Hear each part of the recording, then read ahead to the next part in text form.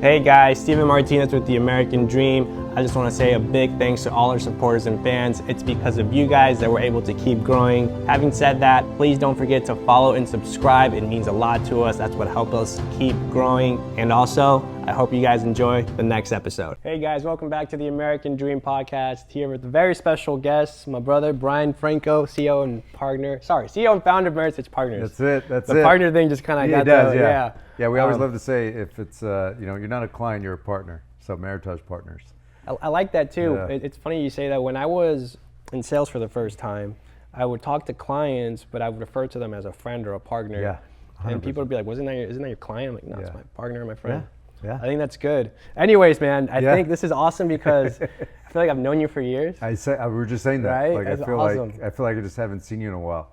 And it's the first time meeting in person. I know, I love it. I like the chemistry already is awesome. I know I'm going to have a good show.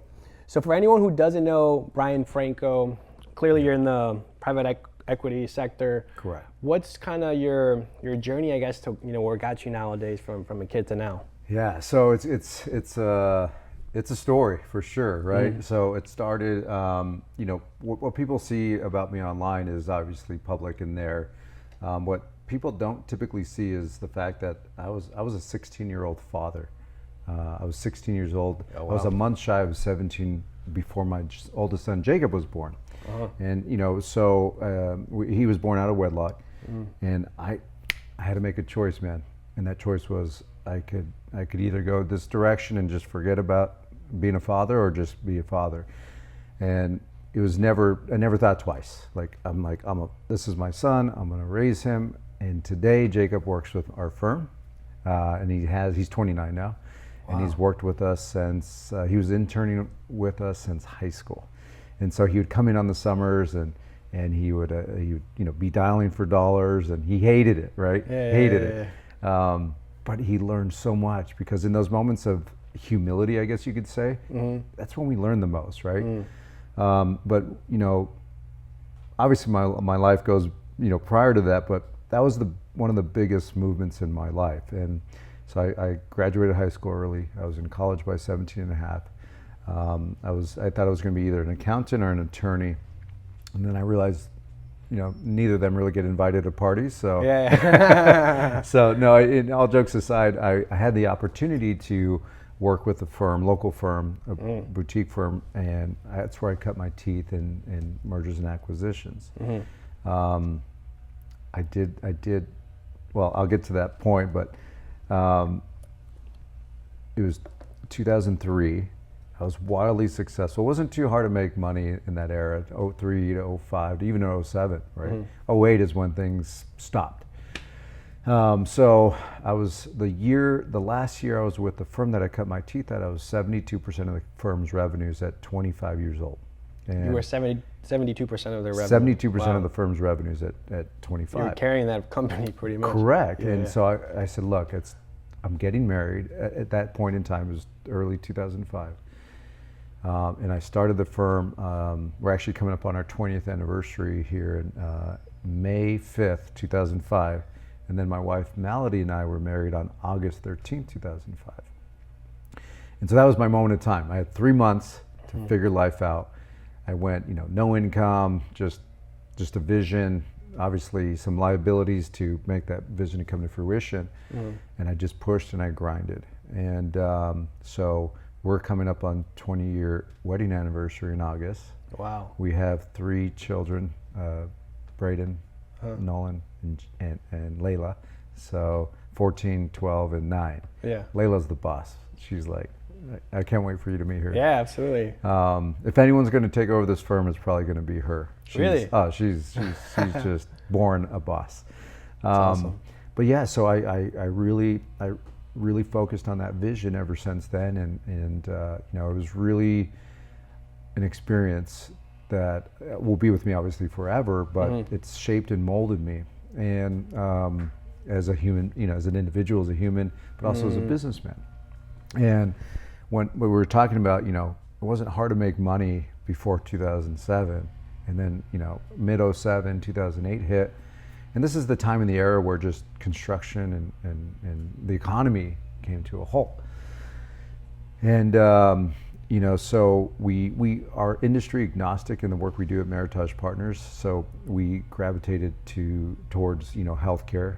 We've done a lot of deals. I've done about $250 million of transactions in clinical labs, pathology, anatomic, because that market was still stable at that moment in that time, and we grew there. But since then we have continued to be industry agnostic, but we are known in a variety of industries just because we have expertise and knowledge and know-how. And of course, you look at our website and you see all the accomplishments of deals that we've done. You'll see now the public information is we've done $2 billion in transactions. I've taken 21 privately held companies and I sold them to publicly traded groups. Wow. And we've taken about 4 times that and sold them to strategic buyers, which could be either financial, private equity, or other privately held companies. So, but it was a ride, man. But what I learned in the beginning was I learned some things the hard way, right? And so I talk about the deals we've done, the public deals, and so on and so forth. But the first few years were tough because I would have deals fall apart, deals last minute, halfway through, due diligence, and for a variety of reasons. That's time consuming too. Oh my gosh, it just felt like an exercise of futility. And yes, I was conscious of my time. But I'm very empathetic in everything that I do, so I was conscious of everyone else's time. And then Meritage Partners has one name, right? I have to protect that name, and I didn't want the firm to be known as the firm that these guys will take anything to market. And so I was very selective, but not in the sense of who we would bring on as clients. I was selective in terms of who we thought was ready. And so what we did is we studied the first few years that I was in the industry. I took the common theme and the common denominator of all those problems that occurred in a deal where they fell apart, and I've taken that and we've created a whole system, which we did a masterclass on how to prepare a business for an exit, because we're all going to exit. All of us, even I will exit one day. And it's just the question is it going to be on your terms or someone else's terms? And I don't want to leave the burden of my exit on my wife or my family. I need a plan for that. That's my responsibility. And so, that's where we started. That's where we grew. That's where we are today. And today it's exciting because the evolution of really, getting our firm out there, known in a bigger way than it is today. I'll tell you a funny story. It's in 2005 was a different era, but my wife and I, newly married, we would get together once a week and we would sit like this, and we would have printed letters. I would sign them. I would pass them to her. She would trifold it, stuff it, lick the envelopes, stamp it, and we would send massive amounts of mailers every week. And to business owners that were looking for some sort of exit or exit strategy or sale of their company. And it worked because all my competitors at that time would do mass mailers, right? Like email. And it was printed, not even email, just mail, like old school snail mail. But how many times we were selected by a group and said, hey, what was the reason? Why did you take our call? Why did you take our meeting? And they said, well, you're the only letter that came hand signed. And we knew all these other letters were all typed or just mass printed. Wow. And so we got smarter over time because my wife's tongue was getting all numb from looking at all the envelopes. So we got smarter, we got sponges and things like that. But it's thinking back, I haven't talked about that story in a while, but doing that stuff really, like we bonded as a couple, but also to know that's where we were and now where we are now. It's really, it's a big accomplishment actually. That's awesome. So I have 2 points now, just kind of hearing what you're saying. So the first one, which I think is beautiful, is that pretty much you looked at the competition and you realized what set you aside from the competition was the authenticity behind the brand. Correct. So your touch was just handwriting letters. I love that. And then the other one that I want to talk to you about is, so you mentioned being 27 and you were doing 72% of the company's revenue, correct? It was 25 25, at that time. Sorry. 25 at the time. So what was that transformation? Because a lot of people, I think, in any sector, any business would say, okay, I'm good at sales, I'm good at doing revenue, but doing a business, and it's a whole completely different ballgame. I see where you're going. What was the transformation there? How was that? So I went from from that environment and producing that type of volume to a place where I started hiring people, and I think at our peak we had about 15 folks with the firm, advisors, and then support staff. Yeah. And I think about it like I was about 27 at this point. It was probably that moment in time was probably the least amount of money I ever made, but I had the most amount of people. And so the transformation and the evolution of that was I was a good sales person or a good advisor, but I had to become a better manager, a better leader, right? Because, as you know, like we have different whys. Like, what's your why? What's my why? What's someone else's why? Why they do what they do. It's passion and purpose, right? Yep. And so what I learned is that I needed to find out within everyone that worked within an organization, what was their why? What was their purpose? I didn't realize this in the beginning. And so we were just a bunch of people working in all these different directions. And it was a very big learning experience for me, because now where I sit today, you ever hear the phrase like, it's just business, it's not personal. Yeah, right? Yeah, for sure. I can't stand that phrase, because I've come to a place in a determination that everything is personal. Imagine me going to my wife and saying, hey honey, it's just marriage, it's not personal. Like that's not gonna go over well. Yeah. Like you said too, it's like these aren't clients, these are partners. Right? And in a partnership, it's bilateral, it's not one direction. Yep. And so when you think like that, when you think about that, everything is personal. Everything we do is personal. And I think that's the one thing that always resonated in the work that we've done, and the message that I want to deliver, because it really is. Like, we've done deals where, we obviously, high-fiving and popping bottles of champagne, and, it was exciting. But I've also been at the closing table on a deal where the woman's, she was a widow, her husband died prematurely of a heart attack. And she hugged me and cried on my shoulder and said, thank you for helping our family. Or we sold a company last year for a family, and that family, the owner doesn't know he sold his company because he has Alzheimer's and he lives in an Alzheimer's facility. He doesn't even know he owns a facility. He doesn't know he has kids. And so when you have, like I'm saying, everything is personal.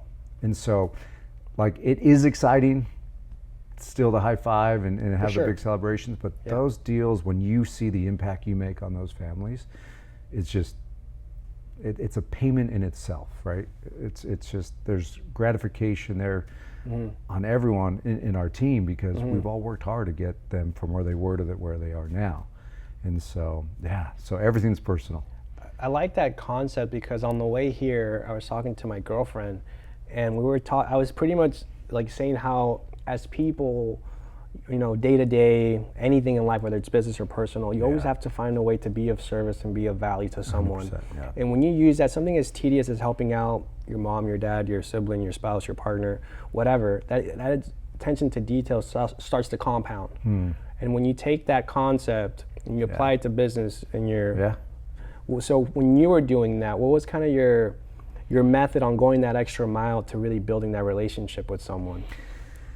Oh, wow. I mean, you think about the stress that I felt at that time was, I'm a young kid.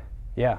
I have the assets of shareholders and stakeholders and business owners in my hands, and I'm expected, and our firm is expected to, transact at some capacity for either exit or growth, right? So we're always aligning capital with those opportunities. And so I realized that, 65-year-old clients weren't looking at me like saying, hey, this 26-year-old kid, he's so wise, he's going to teach me so much. They don't look at you like that. They think, who's this punk kid? Like, I have shoes older than you. And I think someone at one time told me that. I have shoes older than you. I'm like, okay, great. Like, get new shoes. Right.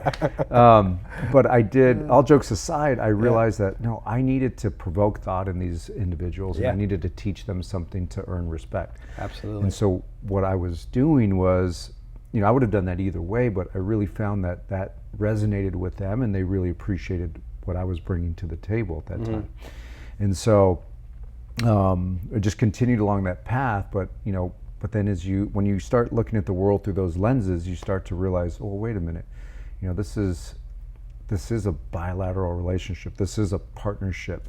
And this is what Meritage Partners means. And this is the vision that I left the prior firm from, because it was more transactional where I was. It was all transactional where I was. And that's okay. There's a place for that. Yeah. I'll reference an older movie. You ever see the movie Jerry Maguire? It's an older movie about a gentleman named Lee Steinberg. Okay. Lee Steinberg is still a well-known sports agent, and he does a lot of, every top football star you can imagine has been under his agency. And in that movie, Lee Steinberg, played by Tom Cruise, leaves this firm, and he's like, I'm leaving, who's coming with me? I have a vision. And this was after he distributed like a manifesto of like what his vision was. So he started it, and that's what that movie was about, and kind of the trials that he went through. There's a lot that movie doesn't talk about, because Lee Steinberg's actually in the same building as we are in Newport Beach, California. Wow. And so I chat with him every now and then, and we really relate on how, we really focus on because his vision was, a client is there's no client number tied to a client. A client is a person. And so in the work that he does today is very holistic, in the sense that he's taking young athletes, getting them tens of millions of dollars of contracts every single year on top of their signing bonus, and he's teaching them how to be philanthropic. He's teaching them how to be businessmen, and use that money and deploy that capital in a smart way, so that they can take care of their future self. Because right now, the young athlete, I mean, they're top of their life, their career, right? But there'll be a time when they're not. You see all these stories.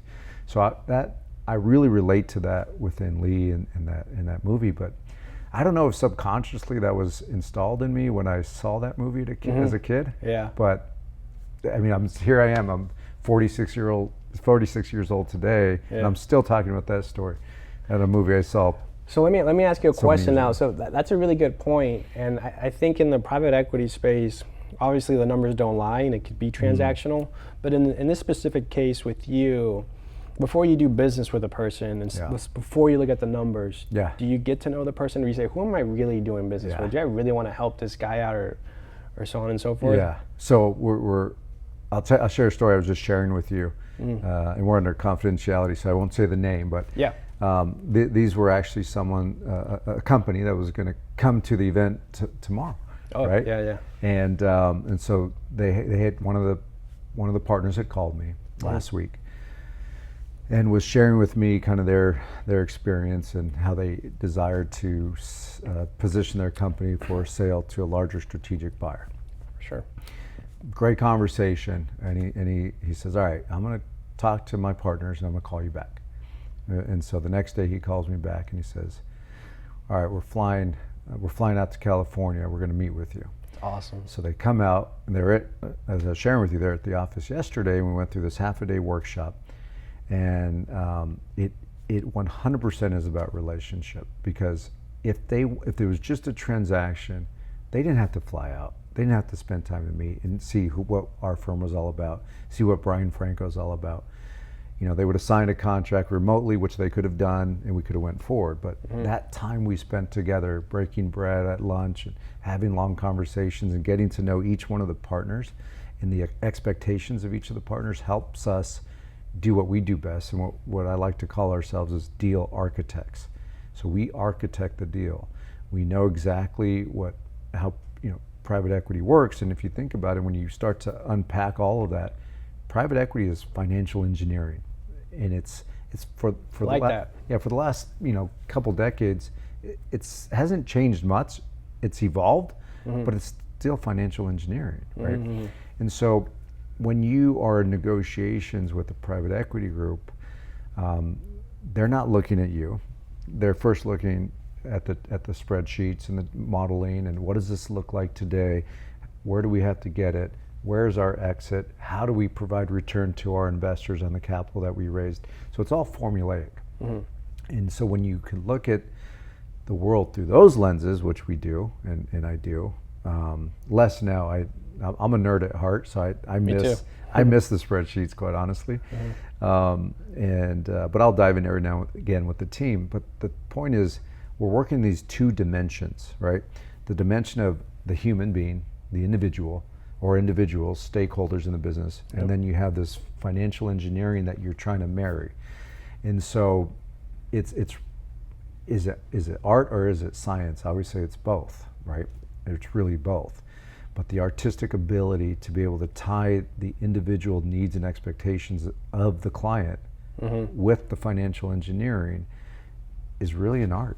And so, but an artist can't really go to work as like an architect is an artist, but you can't really get to work until you know what's the vision, right? And how do you get from point A to point B, right?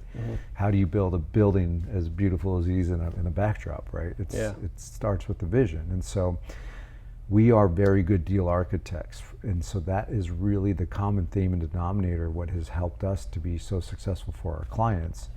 And even from a young age. So quick question for you. So with all the clients, I mean, obviously you're dealing with, obviously the 1%. So when you're, right? So when you're selling these businesses, you're dealing with a lot of people, relationships, obviously the whole numbers, financial engineering, I understand that. But in your opinion, I guess meeting so many people that are so successful, what are those key traits that most people have that you're like, okay, I'm noticing that they have, a lot of people have that? So I think in my journey, the way I've seen it is those that are successful, and there's different definitions of success, right? Subjective. But success, the way you and I are speaking of it right now, really, the common theme of these individuals is that they're consistent. They're disciplined and consistent. And so the Brian Franco that's sitting here right now is the same Brian Franco you're going to get tomorrow. It's the same Brian Franco you spoke to a couple days ago, right?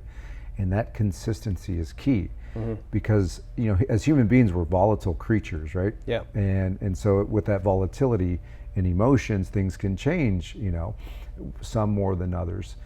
But the theme that I'm seeing is that those that are successful have always been or currently are very consistent in what they do, and you can count on them.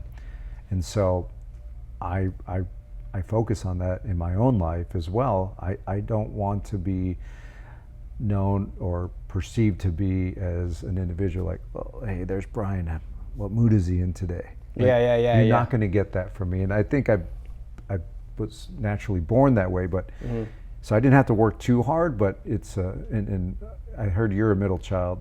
I'm a middle child. Hey. And black sheep. There you go. Yeah, right. And so what typically happens is like we become the peacemakers and the peacekeepers in the family. Yeah, right. We're the intermediary. Peacemaker there too. Right. And so I always joke so I have an older sister and a younger brother, Christy and Kevin. Okay. And so same. So I always have I always say that I've been training to do what I do today ever since my brother was born, because my brother made me the middle child. I like that. Yeah. So as you're moving forward through the whole private equity sector, you're being successful, what keeps that constant drive and motivation for you personally? Because I understand business and it's like it comes down to principles and a science, I agree, but I love digging deep into the mindset of people because it's so interesting to understand and learn factors that sets people apart. Having said that, for you in your case, what's something that, it's that constant X factor? Because you made it, man. Like why keep going? It's really legacy at this point. Okay. It's legacy because I have 4 kids, and my wife Melody, and so what am I going to leave behind, right? What am I going to leave? And I'm not talking about material things or money, but what's my legacy going to be, right? And so, my legacy, if I were to, leave this earth tomorrow, I would have left the legacy up until this point. But I had, I think a good way to explain it is I've had a couple really good mentors in my life. Obviously my father, and I had a business partner that joined me when I started the firm, Craig Trask, and he was at the tail end of his career, and I absorbed so much from him, right? And so, but one thing that I always remembered about Craig, and same thing with my father, and there's been a couple other mentors, but they didn't have to do what they did. Of course, my father loved me and he wanted to see me do well, but Craig didn't. And so Craig would always say, because he had a daughter, has a daughter, he said, "Hey, Brian, you're the son I never had." And so he had this interest in me and really taught me a lot. And so when I saw that, I said, you know what? There's something about this. Like, I will one day pay it forward as Craig did. And so, so the people that come across, pass with me today, what drives me is I get excited about, okay, how do I help them win, and how do we win together? And when we get to that point, that intersection, it's fun. What do you think he saw in you at that time that even he decided to kind of help you a little bit?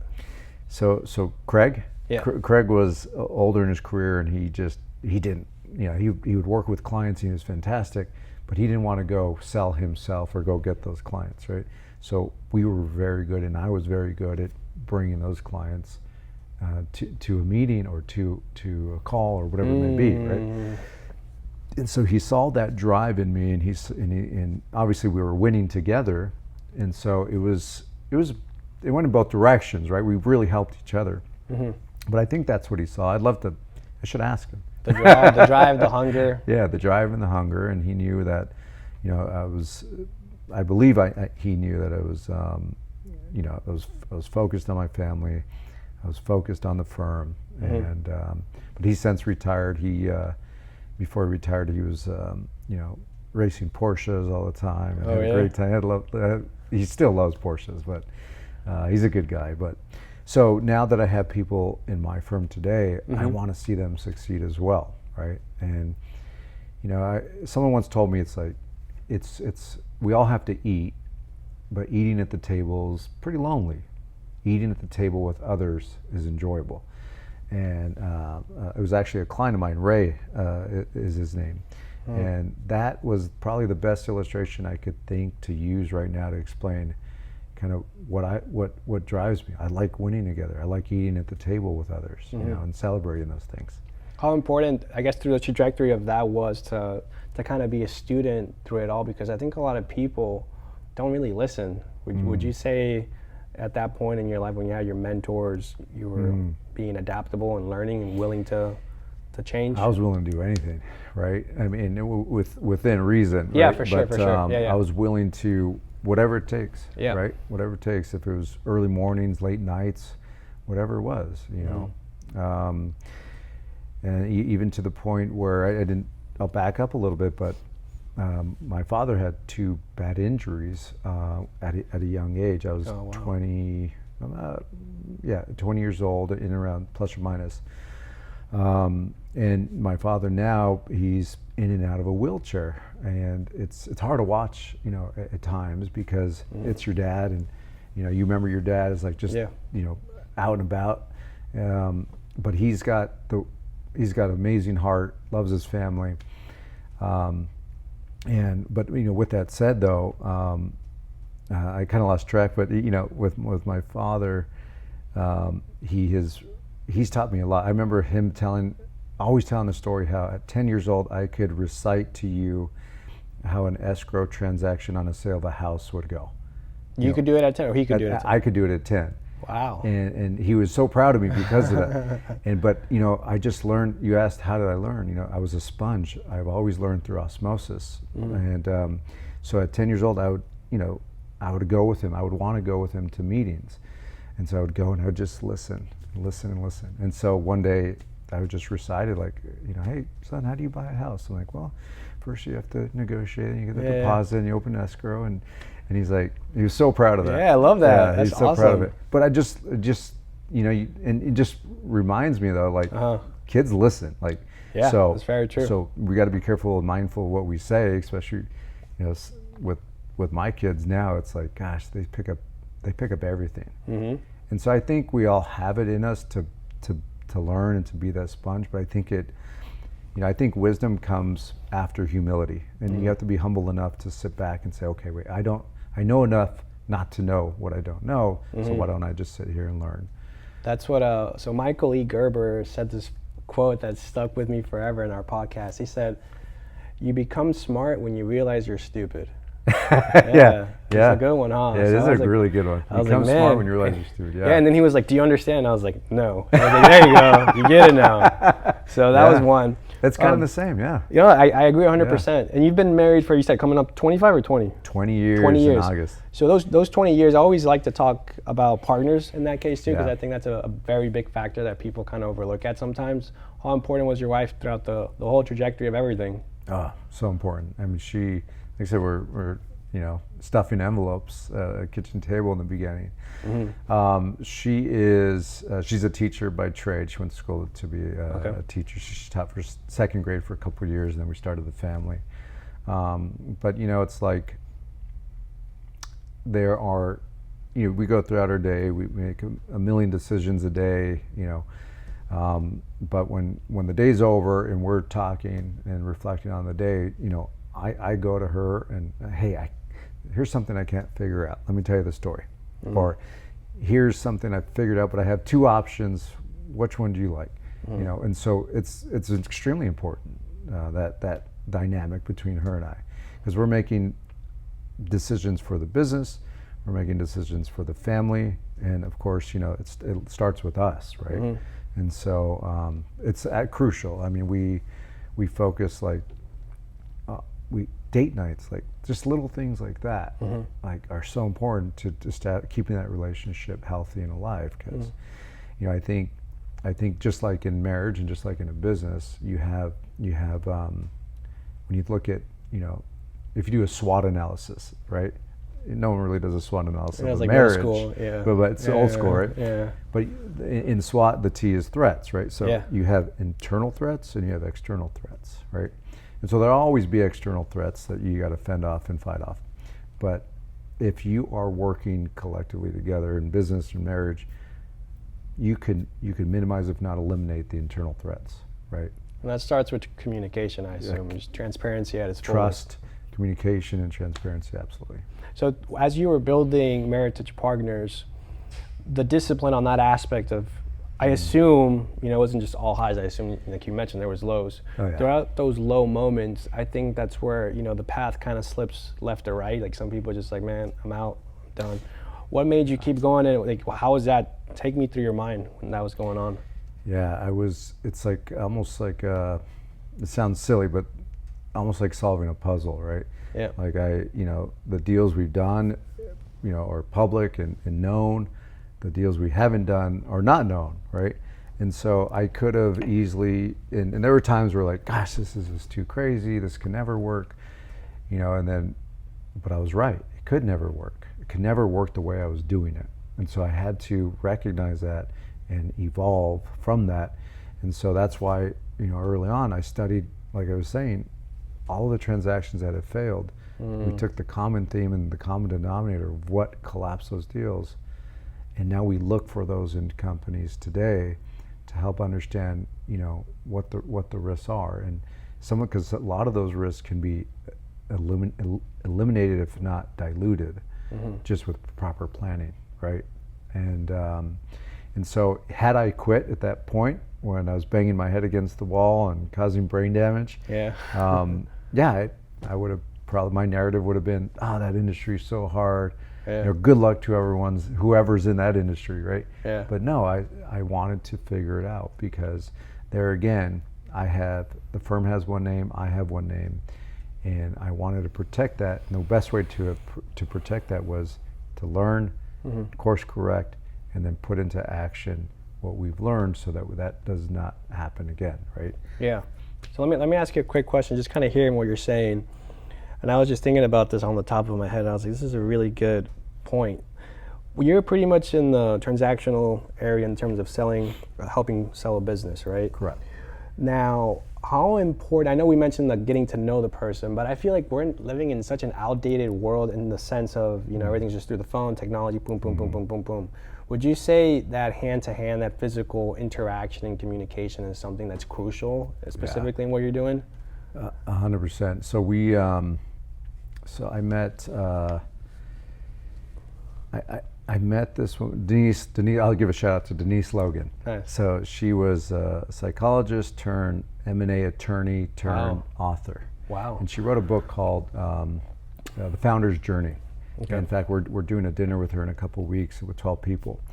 And so she looks at the psychology of those founders, and when they come to a time where they're either passing the business on to their children or selling the business internally to an ESOP or to keep key players in the company or selling the company externally, right? She really gets into the psychology of that because there's so much identity that we have in our own companies, right? Yeah. And so how do you separate that? Like you can't just shut it off overnight, right? But coming back, what was your question exactly though on that? Well, I was saying more in the aspect of, you know, how people use technology, but how the importance of having that relationship can help you. Okay, yeah. So that's why I brought up Denise, because the relationship trust is key, right? Yeah. Because we're navigating through, you know, massive liquidity events, and keep in mind too, like I've been talking a lot about people exiting, but what I think is important for people to understand, even younger stakeholders and business owners, is that M&A strategies can be used for growth, not just exit. Absolutely. And so we have a case study. We closed a transaction in February of this year. It'll go public, I think. It's going to go public this week, so I imagine this will air later. So, nice. But I'll say it. So Yeah. we sold the client Brody Allen Roofing, and we sold it to Bertram Capital out of California, the Bay Area. Nice. Bertram Capital owns a portco called Ridgeline Roofing. And so Ridgeline Roofing, let's say, is $100 million of revenue a year. Our client was about 20. We sold the business, the owner's late 30s, and now he entered this liquidity event, sold the majority of his business, but held on to a piece of equity because he believed in the growth of the company. So not even 30 days into the transaction, he doubled his sales staff. Wow.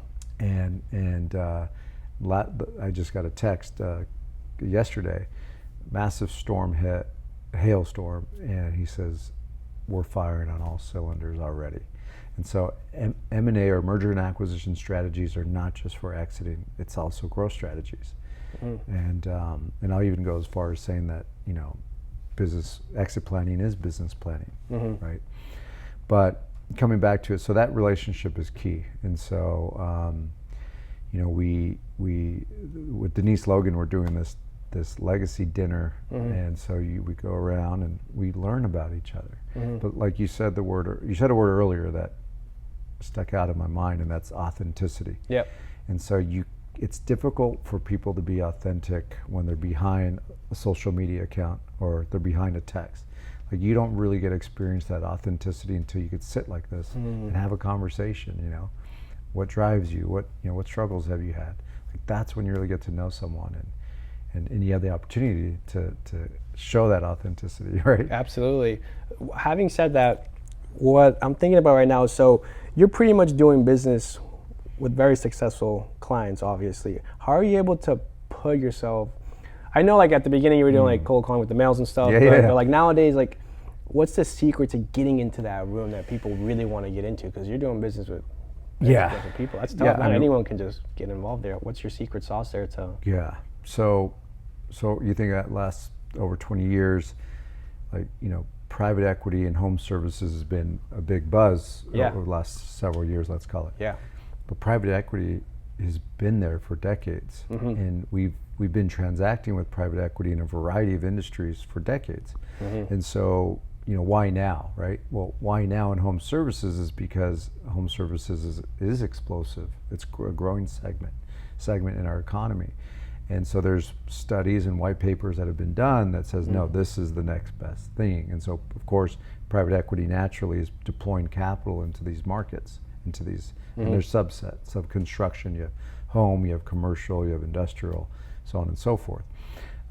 So what really gets our name out there is that, yes, the amount of volume of transactions we've done, but the private equity groups that we're dealing with today are the same private equity groups that we sold healthcare companies to, software companies to. So building that relationship, that long-term longevity plan, that's what really takes it to that next level. And remember, I was saying how we didn't want to be known as the firm that that Meritage Partners, they bring anything to market, because the thing is, though, we're one of the few industries where the faster and quicker we get rid of a client, the better. That's true. Like, who could say that, right? Yeah, yeah. And I don't want to say get rid of them. Like, no, we want to close the transaction. We have lifelong relationships with these clients. They become your best friends. I mean, it's like I got invited at the end of May. I'm doing a rim to rim to rim hike in the Grand Canyon. It's a 2-day hike, 11,000 feet of elevation gain. Oh, wow. And I was invited by a client we closed a deal with earlier this year. Yeah. And that company hasn't announced yet, but it was a Portco Blackstone, and Blackstone is a well-known equity group.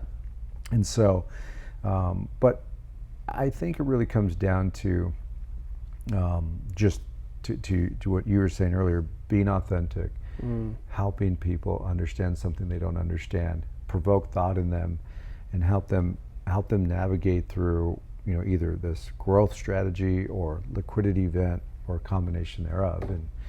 And so when you show up that way consistently, people, they gravitate towards that. And I think that I really think that's a big contributor to our success as a firm, right? And so that's what I'd say. What would you give the top 3 traits that someone needs to have to kind of give you that factor to stand out and be successful? Yeah, so consistency, discipline, right, and then purpose, right. I think I learned a lot of my discipline from, I used to do triathlons and marathons and centuries on my bike, and we used to have this phrase, because when you're on a road bike and you're doing 100 miles, like, your legs everything would be tired. Yeah, I bet. So we would always write on with a Sharpie on our above our knee, shut up legs, right? Because when your legs get tired, you're like, shut up legs, like, keep going. Yeah. And so, but it was that sort of pushing yourself physically created this discipline in me that I don't know how I could replicate that thinking back now, like, or doing like sprint triathlons or Olympic triathlons. Like, your body does not want to do it, and your brain's like, no, you're going to do this. Like, shut up, legs, let's go.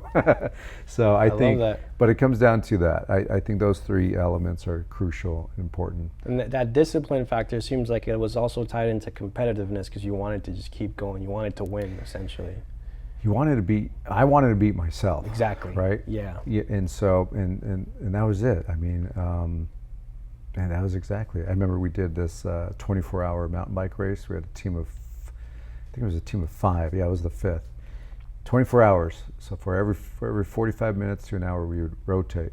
And middle of the night, and we took second. Yeah. But when I tell you who we took second to, you'll still be proud of us. But we took second Lance to a Navy SEAL team. Okay, that's fair enough. Yeah, you're good on that. What we found out, though, is that the Navy SEALs they would recruit SEALs, because they would go to these events and they would find people that would like to basically torture their own bodies and push their own bodies in these races, and they would recruit people. It was pretty cool.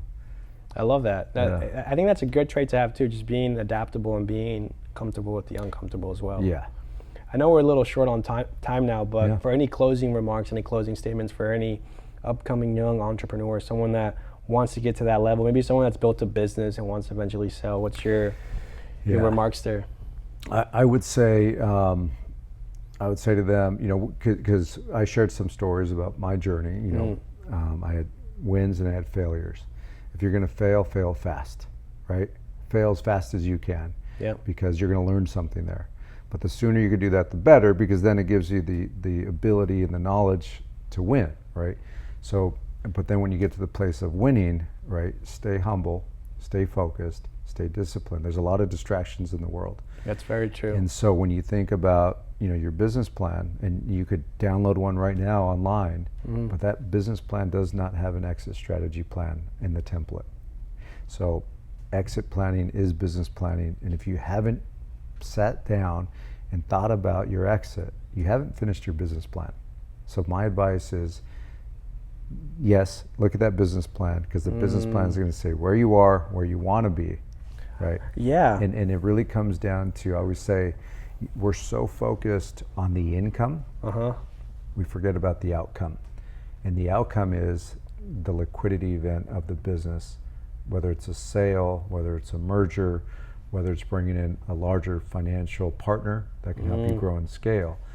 But if you don't have that on your roadmap, you're really doing yourself a disservice, because you're not allowing yourself to reach a moment. Because look, don't get me wrong, like if you just want to build a lifestyle business, have at it. There's nothing wrong with that. Yeah.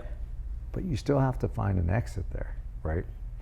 But if you really want to keep going, people can sometimes perceive that selling their business, majority or minority, is a piece of themselves that they're selling, right? But the reality is you're really feeding and growing the business to a stage and a place that perhaps you couldn't have gotten to without that capital and that support and that bandwidth of brain power behind you, right?